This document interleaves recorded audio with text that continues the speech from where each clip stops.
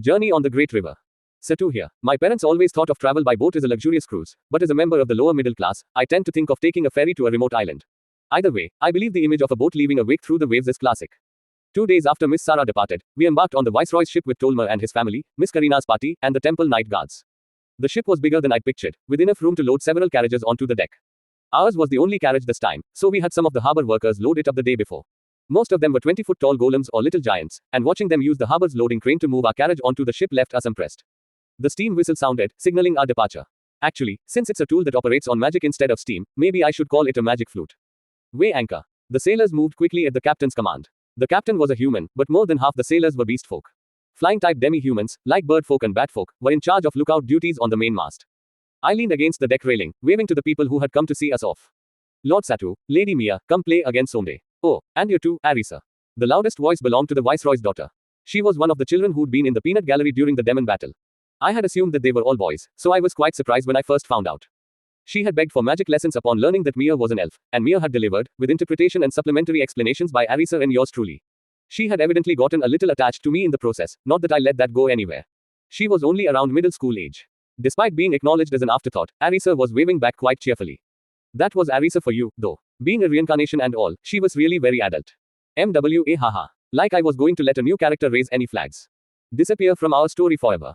A new character. Was that how Arisa saw the Viceroy's daughter? She was particularly wicked today. As the ship turned, I bopped Arisa lightly on the head. Then we both walked to the bow, where Pochi and Tama were gleefully watching the water. Are there members of that cult in the old capital, too? Yeah, it's a bigger group than I realized at first. As we spoke, I dutifully supported Arisa by the waist as she stretched her arms out wide at the prow. Will you be cleaning them out again, then? As much as I can. Some of them are high-ranking nobles this time, though, so it might not be as easy as before. The Wings of Freedom members in Gururian City had been rounded up and imprisoned after I gave their names and whereabouts to the authorities. A few had escaped, but I captured them in the dead of night under a black hood and brought them to prison with the rest. Are you going to tell the Duke about that horn? The horn Arisa was referring to was the short horn that could turn humans into demons. Probably. I just want to meet him and get a feel for him first. Yeah, good idea. Sure, the idea of lesser demons suddenly appearing in cities was scary, but so was the idea of an insurgence bred by paranoia and fear. I never expected terrorists to exist in a fantasy world. No kidding. I agreed wholeheartedly with Arisa's complaint. Sir Viscount, this is rather dangerous, so if you wouldn't mind. Where we were standing was supposed to be off limits, but we had managed to get permission at Arisa's insistent request. The guide who was in charge of meeting our needs looked distressed, though, so I returned to the deck with a satisfied-looking Arisa in tow. That's one more thing I can check off the bucket list from my old life. It seemed she had wanted to reenact a scene from a famous American movie. It did seem familiar, and the movie had achieved enough acclaim for me to recognize the title, but I had been too busy with work to see anything but the trailer. Now then, allow me to show you to your rooms. The tour guide led us down the stairs to the guest rooms at the rear of the ship. The sizable ship had 3 floors altogether, including the deck. The second floor had guest rooms in the captain's cabin, and the third floor had rooms for livestock, cargo, and the sailors' quarters.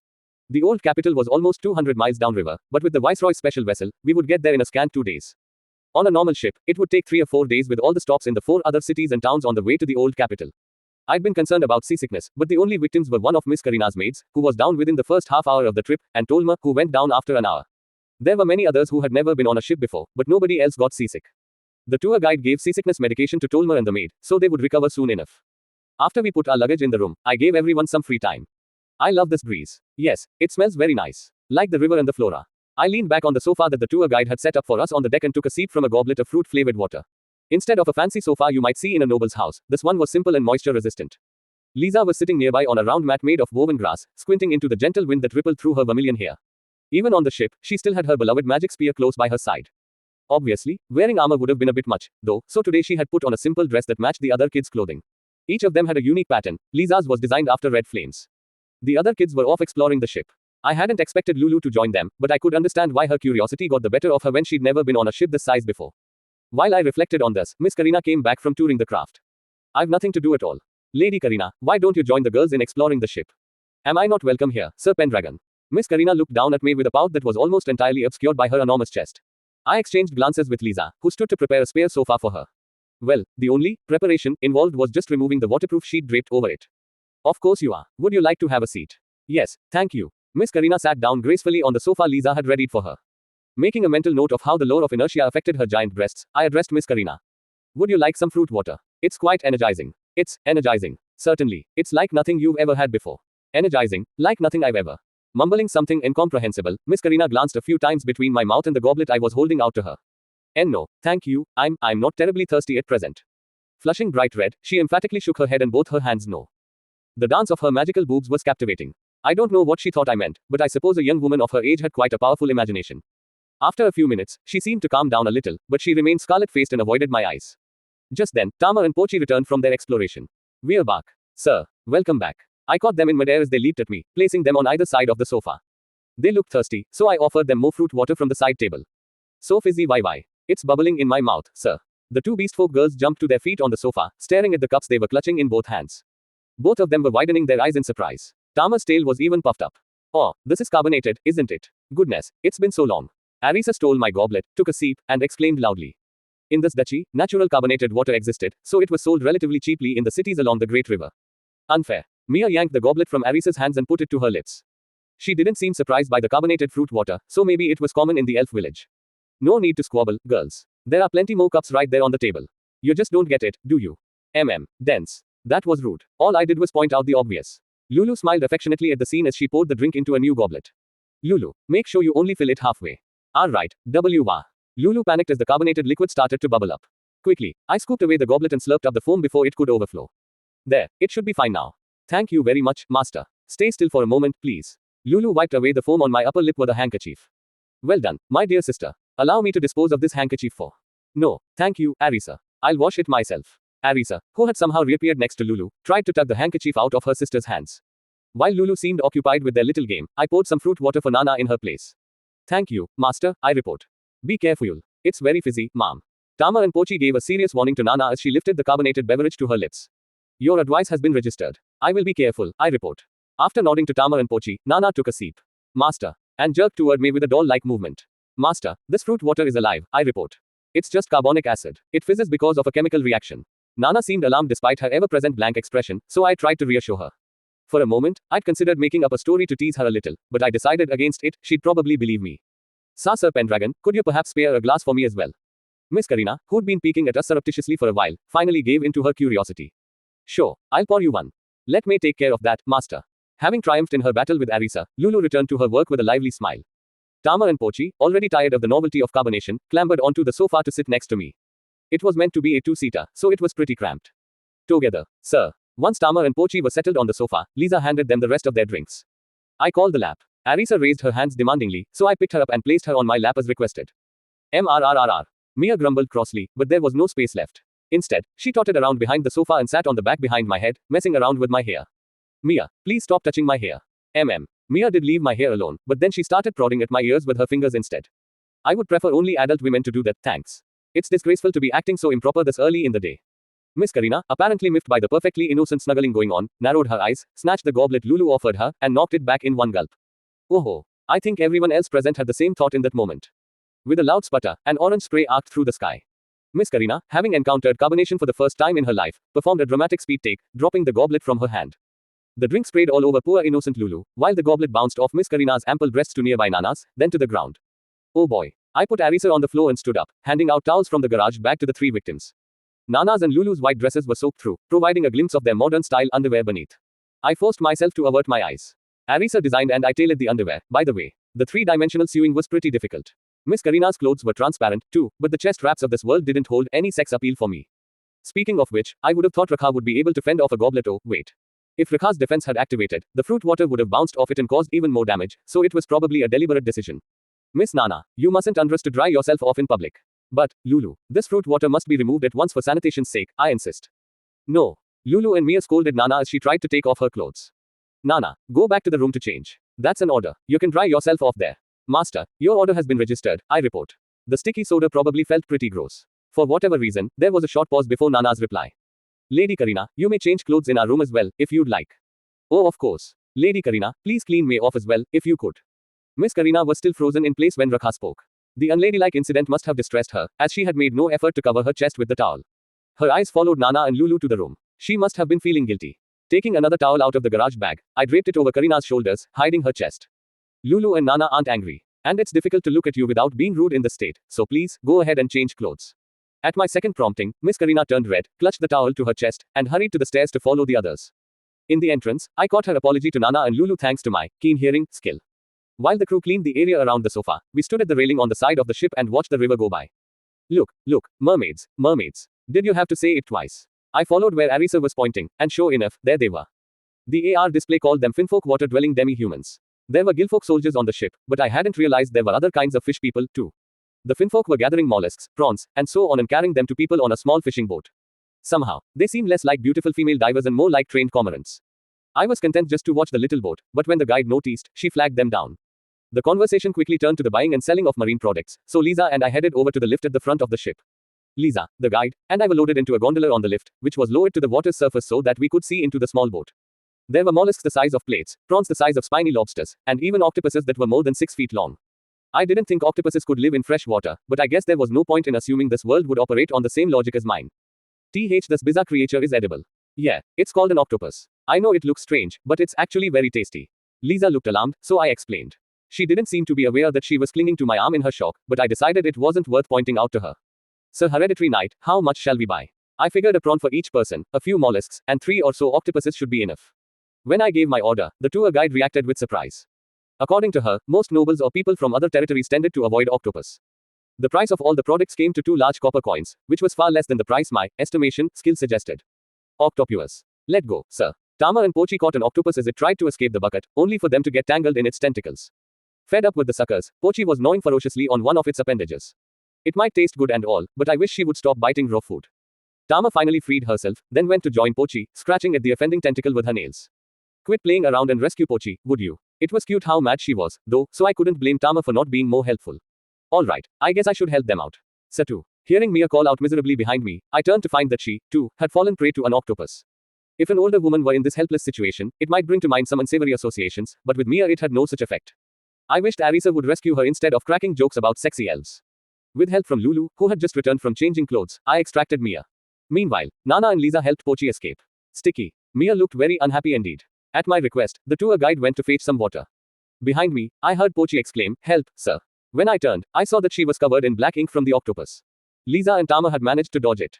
Master, permission to use magic arrow, I request. The octopus they'd removed from Pochi was now entwined around Nana's upper body. Unlike with Mia, this was way too sexual. Lisa and I pulled the creature off her, but like a skunk defending itself, the octopus managed to shoot off one last ink attack, soaking the shirt that Nana had just changed into. Master. Though Nana was expressionless, she looked miserable as she stared in my direction. I got the feeling that she was going to develop an aversion to water. Because the ship was in motion, we couldn't use water in our rooms in case it sloshed over the sides of the container. Instead, we had to set up a partitioning screen on the deck for the 3 octopus victims to bathe behind. I stealthily put up an air curtain spell around them so that the screen wouldn't get blown over. This was to prevent them from getting colds as much as it was to prevent anyone from seeing them, including myself. The knights and sailors were kind enough to turn their backs to the whole affair as they worked. What a gentlemanly lot. Dry. Please dry Pochi, too, sir. Mia and Pochi came around the screen to ask me to dry them off, but I instructed them to do it themselves and hustled them back behind the screen. It wasn't my fault that I happened to catch a glimpse of Nana in the process. So there was no reason for me to feel guilty. You were smirking, you know. Oh, hush. At Arisa's words, I covered my mouth under the pretense of stretching and yawning. Well, since I got to see something good today and all, I might as well try my hand at cooking some octopus myself. The guide asked the captain whether I had permission to cook on the ship. I was told that it was no problem as long as I didn't start a fire, so I agreed to use a magic heating tool designed for cooking. P-ink. Rolled up, sir. Tama and Pochi were gazing curiously at the boiled octopus. I sliced it into thin pieces, added herbs, and divided them into small bowls to be pickled. Master, the rice is ready. Thanks, could you bring it here? I used the rice Lulu brought me to make octopus pilaf. For Mia, I used carrots and broccoli instead of meat to make a vegetable pilaf.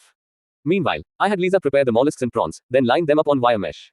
When I finished the pilaf, I put the wire mesh over the high-powered magic heating tool to start grilling. When I sliced them up and scooped some soy sauce over the mollusks, a tempting aroma filled the air. Oh, smells amazing. Can't wait. My stomach is shriveling up, sir. Arisa, Tama, and Pochi sniffed around excitedly near the wire mesh. While we were waiting, I sliced the uncooked octopus and tasted it. I'd been concerned that it would taste muddy, but it seemed like it would actually make good sashimi. Let me taste it, too. Me too. Pochi too, sir. I handed a slice to each of the sharp-eyed children. Ah, fresh octopus is always a treat. Chewy. It doesn't taste like much, sir. Arisa seemed to like it, but Tama and Pochi weren't as thrilled. Master, you'll get sick if you eat it raw like that. Forgive my insolence, but I do agree with Lulu, master. Lulu and Lisa looked concerned. Don't worry, something this fresh should be fine. Sashimi, the classic Japanese method of serving sliced raw fish, might not be very popular here due to health and freshness issues. But I had used my oft-neglected, analyze, skill to check whether it was safe, so it should be fine to consume. The crew looked a bit envious, so I gave the guide a gratuity and requested that she make sure they got a good lunch. By the time I was done preparing the food, the youngsters returned with Miss Hayuna, as I'd instructed them. She was carrying baby Mayuna, but Tolma was nowhere to be seen. The temple knights weren't here, either. The second they saw that I was cooking octopus, they'd excused themselves on the pretext that they had other food. Instead, they were standing upwind on the rear deck to avoid the smell, surveying the ship's surroundings. Well, their loss. Young Master Pendragon, thank you for inviting us. Tolma said that he had no appetite, so I left him in the room. Miss Hyuna was using very formal words with me, perhaps because she was originally a commoner.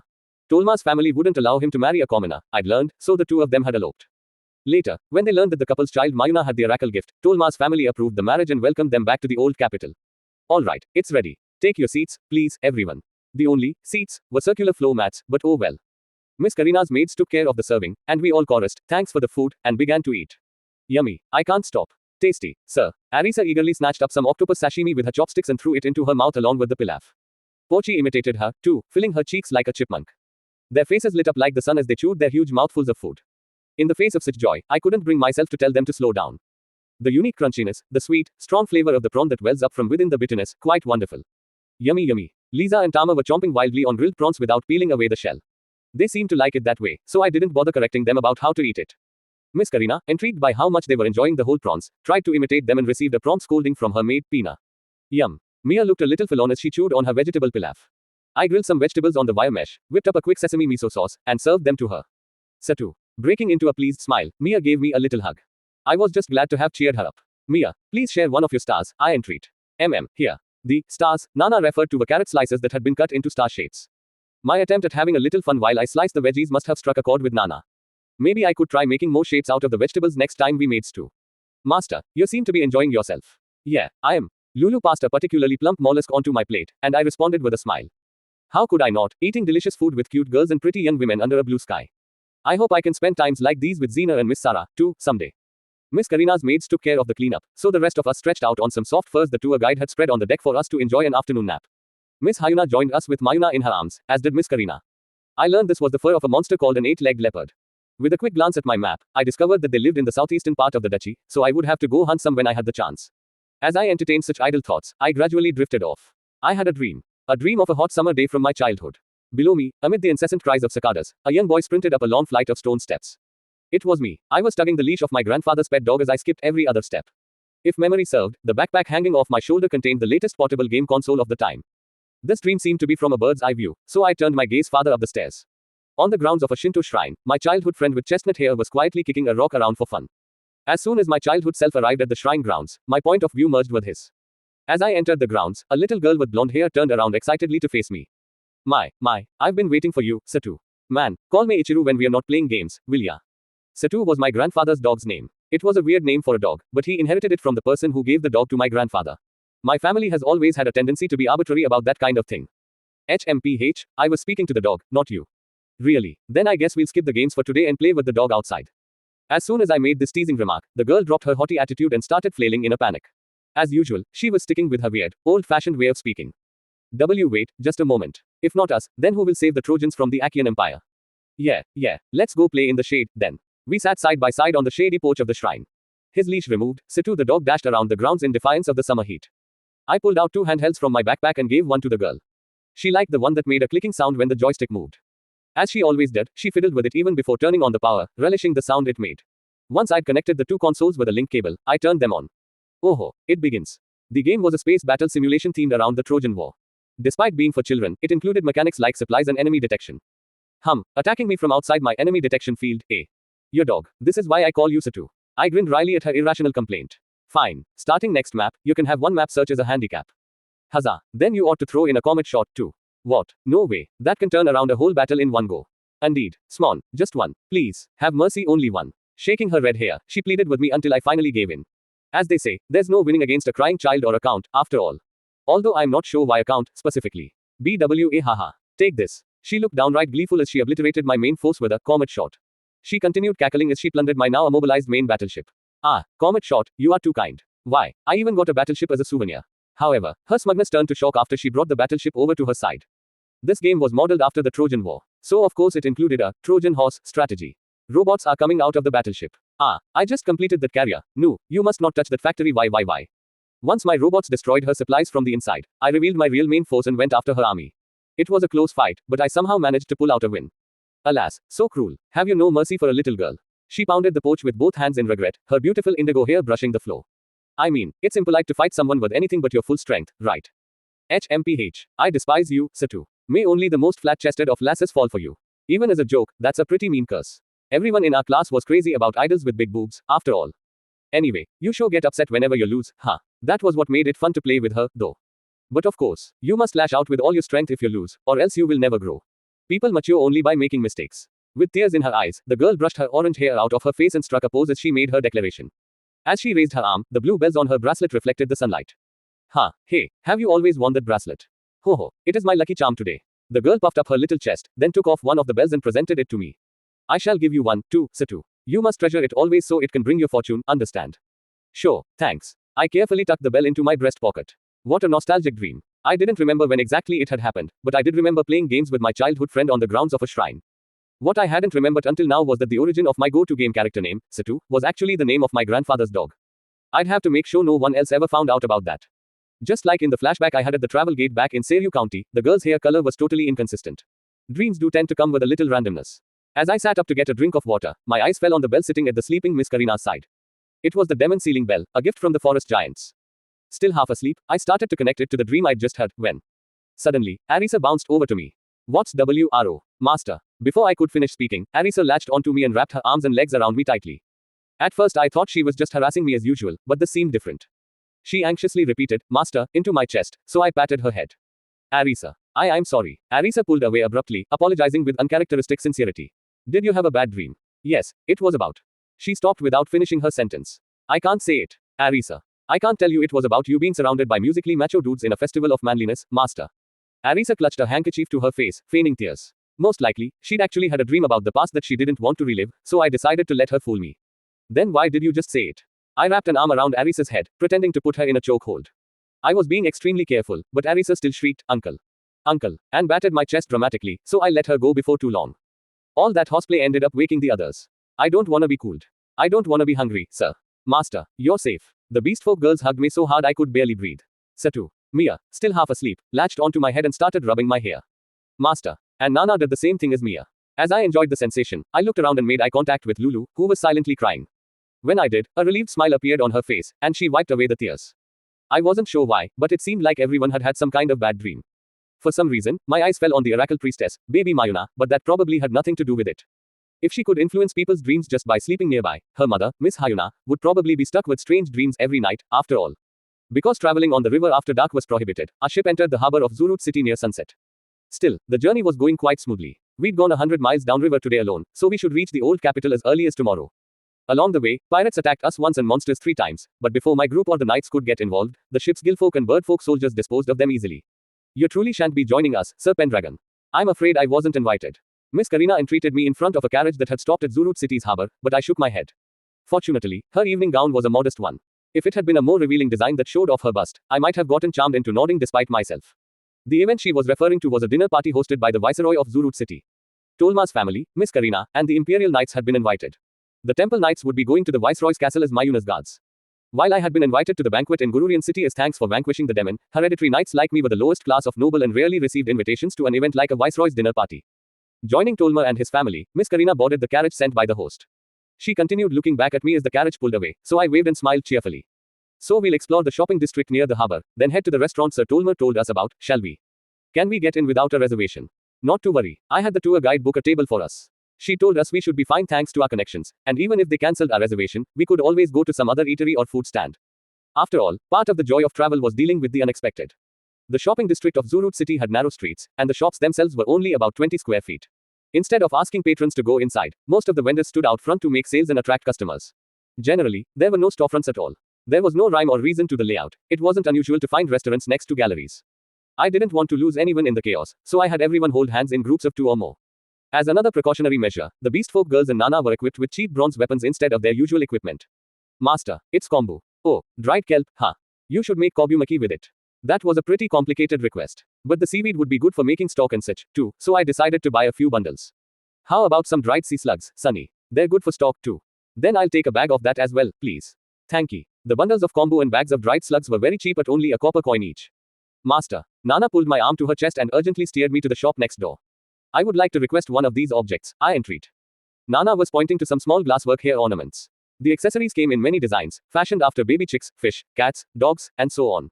How about it, young man? They're all one large copper apiece. That seems a bit high. According to my estimation, skill, they should be only one regular copper. The other children came over as well, so I let them each pick one out. While I waited, I decided to chat with the shopkeeper. Is there a glass blowing workshop around here where all this is made? There is indeed, but it's past the inner wall in the nobles' quarters, so you can't buy them directly, you know. The shopkeeper seemed to be on guard, perhaps suspecting I was a foreign merchant or something along those lines. Do you have any mirrors? In a place like this? Course not. Flat panes for mirrors and windows are only made in the glass workshop in the old capital, so you'll have to stock up there. Thanking the shopkeeper, I checked on the girls, and they seemed to have made their choices. To kill time, I picked out a few extra pieces for friends like Miss Karina and Miss Sarah. For a moment, the face of my friend Zina from Seru City came to mind, so I decided to get something for her, too. For that, I chose a blue glass brooch that would match the clothes she'd worn on our date. Haggling over all of it would have been a pain, so I simply paid up. Obviously surprised that I'd bought everything without trying to talk down the price, the shopkeeper smiled as he finished up the transaction. Young master, if you are buying souvenirs, why not pick up an glass goblet? He had probably pegged me for an easy mark and pulled out a box from the back of the shop. What is glass, exactly? It's glass made in the Orc Empire, of course, he answered as he opened the case. Did you know that this area used to be shared with the orcs until the ancestral king defeated the demon lord? Yeah, so I've heard. Well, it's called glass because it was a specialty of that empire.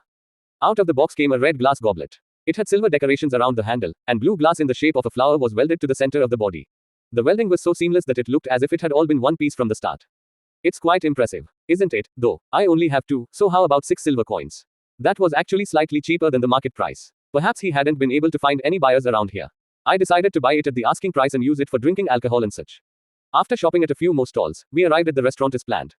I wasn't sure what sort of introduction the tour guide gave for us, but even the Beastfolk girls were welcomed in without a problem. We were given a private room and an excellent feast. The main dish consisted of giant prawns made into boat wrap sushi, with carefully crafted sides in small dishes and bowls, as well as a spread of colorful fruits and vegetables for the taking. As far as I could tell, the tour guide had even informed the place that some of us couldn't eat meat or fish. If I ever built myself a mansion, I'd like to have a butler or a secretary as talented as her. Tummy's full. So happy, sir. Tama and Pochi murmured contentedly, their stomachs swollen with food. All that eating had made them sleepy, so they were starting to stagger around. In fact, all of us had eaten a bit too much for dinner, so we took a stroll along the harbor before heading back to the ship. The steamed prawns were adorable, I report. Yes, the plating was exquisite. The food was delicious, and the prawn shells were delightfully crunchy. Nana, Lulu, and Lisa all spoke highly of the meal. Lisa's comment was a little strange, but I decided to do the polite thing and ignore it. Full, Mia mumbled as she took my hand. Arisa, who was holding my other hand, was very quiet. She'd been very cheerful during dinner, but once we started our walk, she took on a worried expression and seemed to be deep in thought. Did you eat too much and give yourself a stomachache? Yeah, a little. That almost certainly wasn't the cause, but I didn't want to bring up the dream she'd had during our afternoon nap. If she wanted to talk about it, she would probably bring it up herself. We walked in silence for a while, enjoying the night breeze. The stars and the city lights reflected together in the great river, creating a beautiful picture like none I'd ever seen. When I stopped to gaze quietly at the scenery, Lulu gave an emotional sigh. How dreamy. Lulu's observation is correct, I affirm. By all appearances, they were enjoying the view of the river, too. I had a strange suspicion that they weren't actually looking in that direction, but there wasn't anything else around to call dreamy, so it must have been my imagination. Should we get going? Sensing something was off, I looked down. In the brief time that we'd stopped walking, Tama and Pochi had fallen asleep at Lisa's feet. Since both their bellies were so full, I had Nana and Lisa carry one each, instead of Lisa carrying both under her arms like usual. Master, there is a ship moving on the river, Lisa murmured discreetly into my ear. Wondering who would be sailing after sunset when travel on the river was prohibited, I opened up the map to check. Affiliation. Wings of Freedom. What, these guys again? Arisa broke her long silence to react to my muttering. Is it that group of demon lord worshippers? Yeah, looks that way. The city's Wings of Freedom members were going somewhere on that ship. It'd be one thing if officials were just chasing them away, but I couldn't let it slide if they were off to get up to no good somewhere. If I ignored them and they summoned a demon lord or something, that'd be a huge pain. I put a marker on the ship itself and the most important looking members. Wondering if Miss Sarah's emergency summons had anything to do with this development, I opened the map to check her status. What's wrong, Master? I was too shocked to answer Arisa about what I'd found. Condition: possessed. It was Miss Sarah's current status. A